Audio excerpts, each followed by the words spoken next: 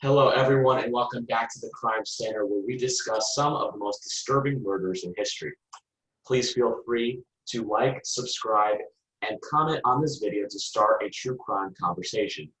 Today, my partner in crime, Anna Coughlin, and I will be discussing the murder of Eunsoon Jun. Anna, thank you for being with us today to discuss this horrible murder.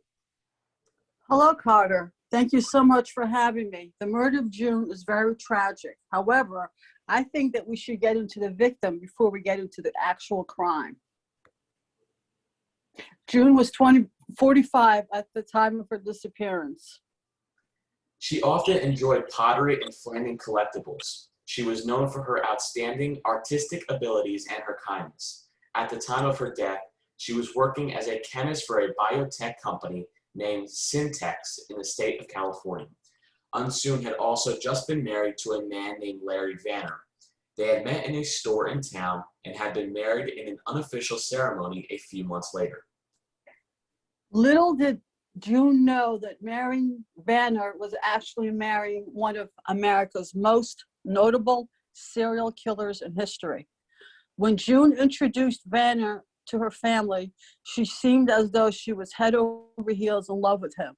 Vanner and June soon moved into the same house and started their life together. That is when June's family started to realize that she was getting more and more isolated from them as time passed.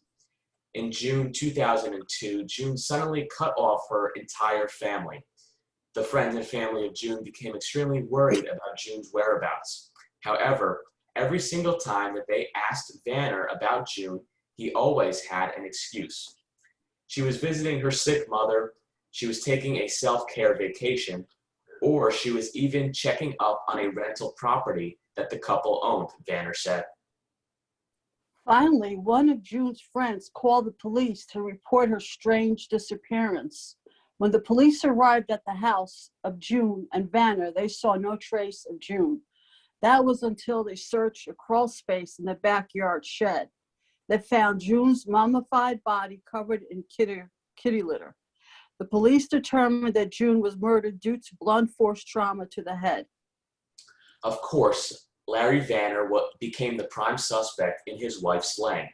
But when the police found security footage of a man matching Vanner's description buying kitty litter at a nearby pet store, they took him into custody and charged him with murder in the first degree.